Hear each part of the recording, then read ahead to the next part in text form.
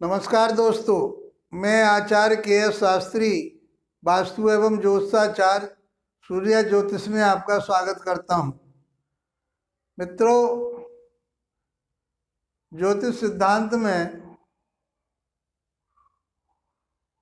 हमने आपको पंच महापुरुष योगों की बातें की।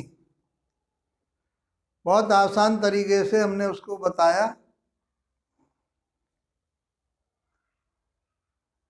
अब हम फलित किस तरह से करेंगे उनके बारे में चर्चा करेंगे। कुंडली विश्लेषण कैसे किया जाता है, इतना सब कुछ पढ़ने के बाद अब कुंडली विश्लेषण हम कैसे करें, उन नियमों को कैसे लगाएं, तो हम बहुत विस्तृत जानकारी आप लोगों को दे चुके हैं सारांश रूप में। आज कुछ नियम बताते हैं विश्लेषण के कि आप कुंडली को कैसे देखोगे। थोड़ी थोड़ी चीजें हम आपको आगे बताते चल रहे हैं। ये फलित सिद्धांत के नियम हैं। अध्याय 100 में 100वां अध्याय चल रहा हमारा। 100 पे हम पहुंच चुके हैं। और विश्लेषण करने के लिए कुंडली मान लीजिए हमारे सामने आई कोई, तो हम उसका विश्लेषण कैसे करेंगे, उनमें हम चार्ट भी देखेंगे आगे चल के। वर्ग चार्ट जो होते हैं इनके, जब आप अपने सॉफ्टवेयर में निकालोगे उसको, डेट ऑफ बर्थ डाल करके, उसकी डेट ऑफ बर्थ और डेट ऑफ पैलेस टाइम वगैरह डाल करके जो कुंडली बन के सामने आती है, पत्रिका जो बन के सामने आती है, तो उसमें बहुत सारी इस तरह की कुंडलियाँ आती हैं। उसमें वर्ग चार्ट भी होते हैं। तो पहले हम यही बता दें आपको, लगन कुंडली को D1 कहते हैं, डिवीजन ऑफ चार्ट। अलग अलग बताएंगे, D1, D2, D7, D9, D10, D30, बहुत सारे चार्ट आपके सामने आएंगे और उनको कहाँ कहाँ देखते हैं वो बताएंगे आपको। जिसमें षड वर्ग होते हैं, सप्त वर्ग होते हैं, 10 वर्ग होते हैं और 16 वर्ग होते हैं। 16 इस प्रकार की कुंडलियों का वर्णन हमारे शास्त्रों में मिलता है। और कौन सी कुंडली को सहायता के रूप में उसे देखते हैं, उसके बारे में बात आगे चलकर चर्चा रहेगी। लेकिन यहाँ हम थोड़ा आपको ये बता दें कि D1 से, लगन कुंडली से मोटा मोटा ज्ञान प्राप्त हमको सब कुछ यहीं पर हो जाता है। सारा कुछ जो देखते हैं हम मोटा मोटा यहीं पर हम देख लेते हैं उसको। उसे D1 चार्ट से ही देखते हैं। लगन कुंडली सबसे ऊपर है। दूसरा D9, आंतरिक ज्ञान। इसका भी आंतरिक ज्ञान कहाँ से प्राप्त होता है, वो D9 से होता है। नवांश कुंडली जिसे बोलते हैं, डिवीजन ऑफ चार्ट, नवांश कुंडली D9। और D मून से, D मून चंद्र कुंडली, जिस राशि में चंद्रमा बैठा हुआ होता है उस राशि की लगन बना करके हम देखेंगे तो उसको हम कहेंगे चंद्र कुंडली। चंद्रमा जिस राशि में बैठा होता है वही उस व्यक्ति की राशि होती है। वो उसी चंद्रमा की राशि से ही नाम निकाले जाते हैं कि चंद्रमा कौन से नक्षत्र में बैठा है। हम बता चुके हैं आपको पहले, चंद्रमा कौन से नक्षत्र में बैठा है और कौन से चरण में बैठा हुआ है, उसी के आधार पर हमने जहाँ आपको बताए थे चरण निकालना, तो उनके नक्षत्रों को देखिए, नक्षत्रों के चरण कैसे निकाले बताए थे हमने, वो आपको देखना पड़ेगा। तो आप यदि हमारी वीडियो को लगातार देख रहे हैं, क्रम से देख रहे हैं, तो आपको बहुत कुछ मिलेगा और आप इन चीज़ों को समझ पा रहे होंगे। यदि आप इसे नहीं समझ पा रहे तो इसका अर्थ ये है कि आपने उन कुंड जो हमने वीडियो दी है उनको नहीं देखा। तो मानसिक ज्ञान होता है चंद्र कुंडली से, जिसे हम D मून बोलते हैं। ये तो हमें कुंडलियों के आगे चल करके विश्लेषण करेंगे कौन सी चीज से क्या क्या देखना है, लेकिन ये तीनों जरूरी हैं प्रत्येक कुंडली के लिए। जबकि D9 को पत्नी सुख बताया गया है, लेकिन D9 इसका बिल्कुल विस्तार है। वो नक्षत्रों को हमने कितने भागों में बांटा था? नक्षत्रों के जो चरण थे 9 भागों में बांटा था। एक राशि में 9 चरण होते हैं। इसी तरह से इस कुंडली के भी 9 चरण डिवीजन किया है इसका, तो 9 भागों में बांटा गया उसको, और 9 उन 9 भागों से प्रत्येक भाव को हम उसमें आंतरिक रूप से देख सकते हैं कि उसकी कितनी अंदर उस बल के लिए, उस ग्रह के लिए आंतरिक रूप से शुभ और अशुभता वहां से प्राप्त हो जाती है। तो इसलिए D9 का जिक्र पहले ही कर दिया गया है।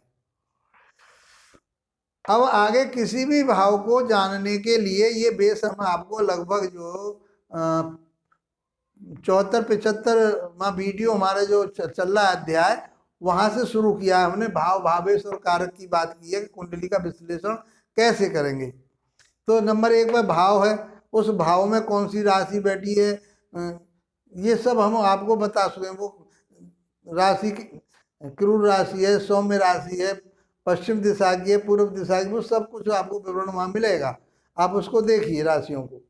तो ये भाव में कौन, भाव को रीड करेंगे, फिर उस भाव के स्वामी को भावेश कहते हैं। उस भाव के स्वामी को, मान लीजिए यहाँ पर कर्क राशि है, और कर्क राशि का स्वामी कौन होता है? चंद्रमा होता है। तो चंद्रमा कहाँ बैठा हुआ है? 12वें भाव में बैठा हुआ है। इस तरह से हम रीड करेंगे, उसको कहते हैं भावेश।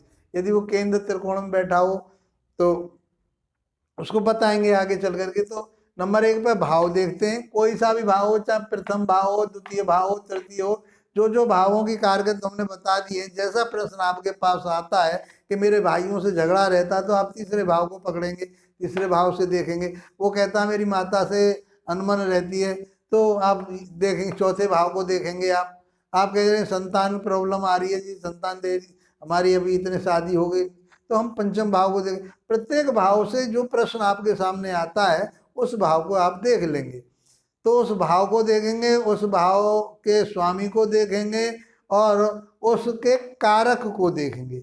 ये तीनों चीजें आपको समझना बहुत जरूरी है। यदि ये नहीं समझी आपने तो कुंडली का विश्लेषण नहीं कर पाओगे। अब सामान्य से नियम में आपको यहाँ बता रहा हूँ। भाव भावेश कारक को देख लिया आपने, इस लगन को देखा, लगन के साथ हम नवांश कुंडली भी बताएंगे आपको, उसको हम कैसे देखते हैं। तो नवांश कुंडली उसका आंतरिक रूप बताएगी, आंतरिक ज्ञान मिलेगा। डी मून चंद्र कुंडली से हमें मानसिक, चंद्रमा क्या है? मन का कारक है ना, तो इसलिए मानसिक उसकी क्या स्थिति रहेगी, हम डी मून से भी उसको देखेंगे। ये चीजें देखनी बहुत जरूरी हैं। ये हमने एक नियम बताया कि किसी भी भाव को रीड करने के लिए उस भाव में जो बैठे हो, भाई किसी घर में कोई आदमी बैठा हो, कोई पड़ोसी बैठा हो, कोई आकर के और बैठे हो, वो देखने पड़ेंगे भाई किस तरह की नेचर के आदमी बैठे हुए हैं वहाँ। हमारे मित्र बैठे हैं या कोई शत्रु आकर के बैठ गया है, तो उसी तरह की बातें हम यहाँ पर भी करेंगे। तो भाव को रीड करेंगे, भावेश कहाँ बैठ गया है, अपने दोस्त के घर गया है, या अपने भाव को वहाँ बैठ करके अपने घर को देख रहा है।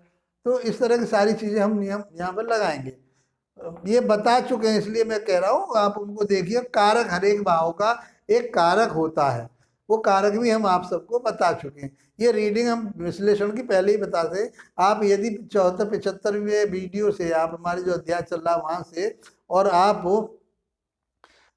करीब करीब 80-85 तक आप देख लेते हैं, तो वो उनमें सब कुछ मिल जाएगा आपको। तो आगे हम बताते हैं आपके लिए कि क्या साधारण नियम क्या है। तो ये हो गए आपके। इसके साथ साथ हम ये देखते हैं एक नंबर पे देखें हम नैसर्गिक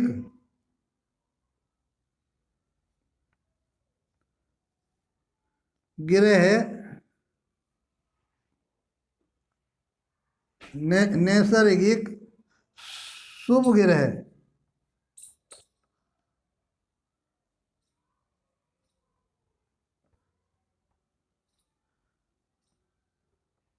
मित्र क्षेत्रीय होकर के या उच्च के होकर के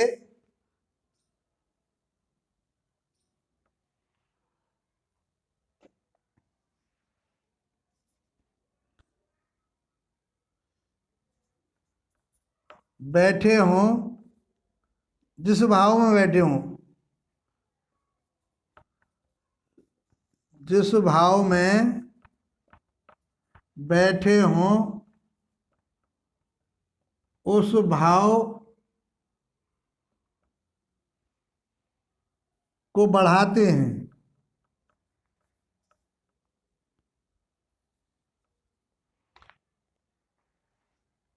इसी प्रकार नैसर्गिक अशुभ ग्रह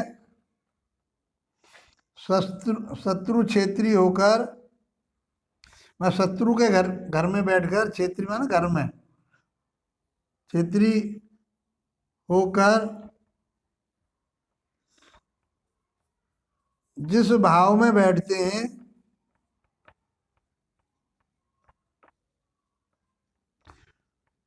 उस भाव की हानि करते हैं। ये नियम हो गए। इस तरह से पहला है कि नैसर्गिक शुभ ग्रह मित्र के घर में बैठे हैं तो वो उस भाव के बढ़ाएंगे, उसको उसके अच्छे फल देंगे। और नैसर्गिक अशुभ ग्रह शत्रु क्षेत्री होकर जिस भाव में बैठ जाएंगे उस भाव के फलों में हानि कर देंगे। ये नियम हो गया। अब यदि इसके अलावा और आप लिखते चलिए या ध्यान रखिए।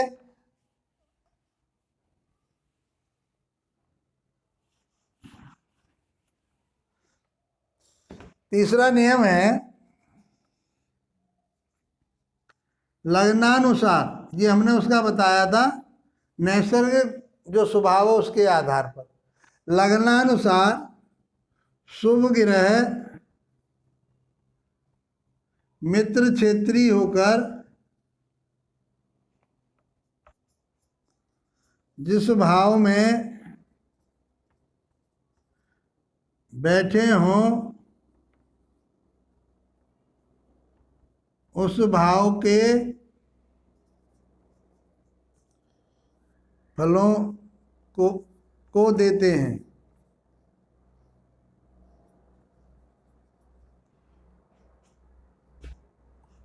नंबर 4, लग्नानुसार अशुभ ग्रह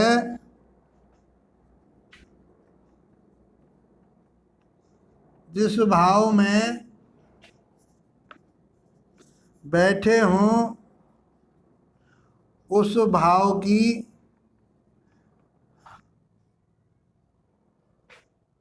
उस भाव के फलों की हानि करते हैं। उस भाव के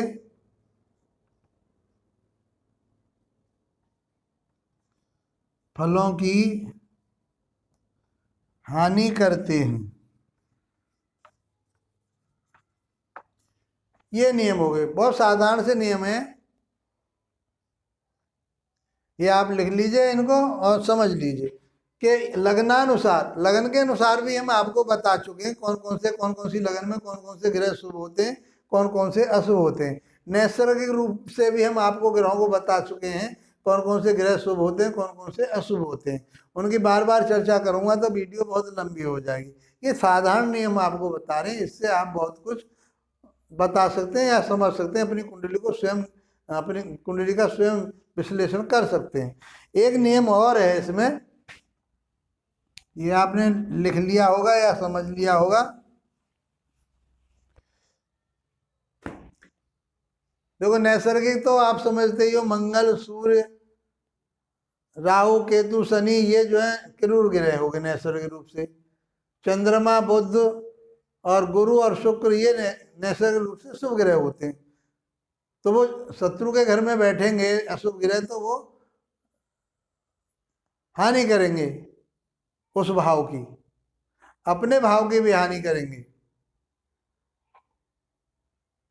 और इसी तरह से लग्नानुसार, जैसे मान लीजिए कर्क लगन की कुंडली, तो कर्क में चंद्रमा शुभ हो गया, मंगल शुभ हो गया और गुरु शुभ हो गया। ये बताए हमने केंद्र त्रिकोण के राजयोग बनाते हैं, इनके भाव के स्वामी सम हो जाते हैं। तो कौन कौन शुभ मानते हैं? लगन को शुभ मानते हैं, पंचम को शुभ मानते हैं, इनको भी शुभ मानते हैं। तो इस तरह से हमने आपको पहले बता चुके हैं, उनको देखिए आप। अब एक नियम और होता है जो हमने आपको बताया था।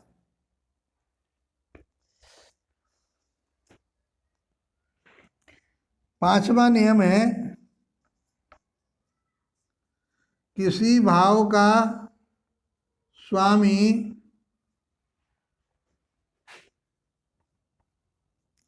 केंद्र त्रिकोण में हो, केंद्र त्रिकोण में मित्र राशि,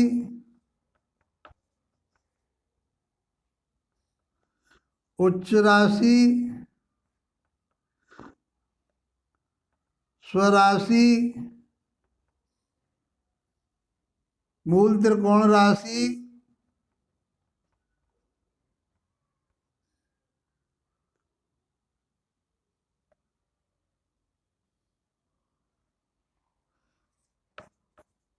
बैठा हो तो अपने भाव के फलों को बढ़ाता है। और इसमें छठा नियम यही है, किसी भाव का स्वामी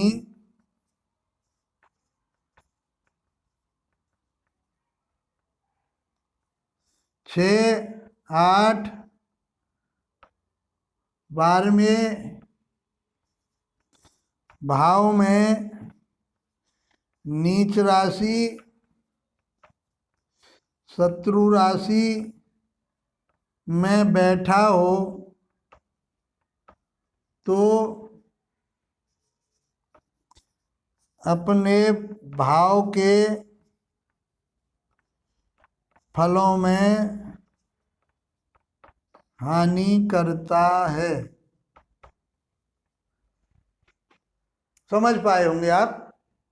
किसी भाव का स्वामी केंद्र त्रिकोण में, मित्र राशि में, उच्च राशि में, स्वराशि में, मूल त्रिकोण राशि में बैठा हो तो वो अपने भाव के फलों को और बढ़ा देता है, अच्छे फल देता है उनको।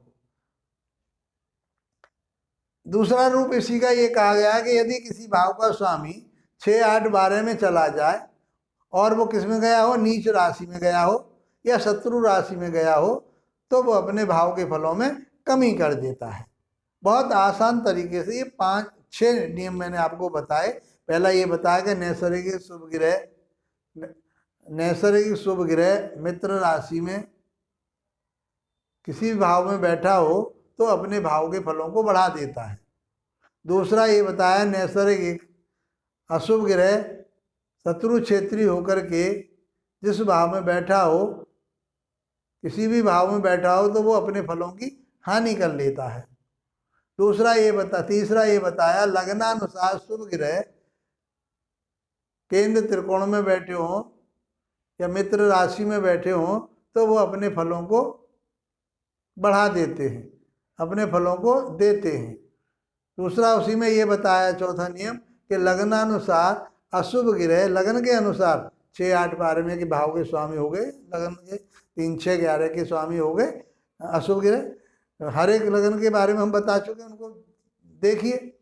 तो लगनानुसार, लगन के अनुसार, वो नैसर्गिक गुण स्वभाव उनके अपने जैसे हैं, उनके अनुसार शुभ फल दे रहे हैं। और लग्न के अनुसार शुभ और अशुभ फल ग्रह जो हैं वो अपने शुभ हैं तो शुभ फल दे रहे हैं, अपने भाव को बढ़ा रहे हैं, और अशुभ हैं तो अशुभ फल दे रहे हैं। ये सीधी सी बात है। अब किसी भाव के स्वामी केंद्र त्रिकोण में बैठा हो तो वो अपने भाव के फलों को बढ़ा देता है, अपने फलों को देता है, अपने भाव के फलों को देता है। बड़ा क्या दे, जो जो चीज मिलनी है वो तो मिलनी है। लेकिन ये मान के चलिए, किसी भी भाव का स्वामी केंद्र त्रिकोण में बैठ जाए तो वो अपने भाव के फलों को देता है। और दूसरी बात कही है, किसी भी भाव का स्वामी 6, 8, 12 में जाकर के नीच राशि में बैठा हो और शत्रु राशि में बैठा हो तो वो अपने भाव के फलों की कमी कर लेता है। बहुत आसान तरीके से मैंने आपको ये 6 नियम बताए। यदि इन 6 नियमों को लगा कर साधारण तरह से आप विश्लेषण करेंगे तो समझ पाएंगे कि हमने बहुत कुछ जाना और समझा। लेकिन उसमें पहले D1 देखना जरूरी है, D9 देखना जरूरी है, और चंद्रमा की स्थिति भी देखना बहुत जरूरी है।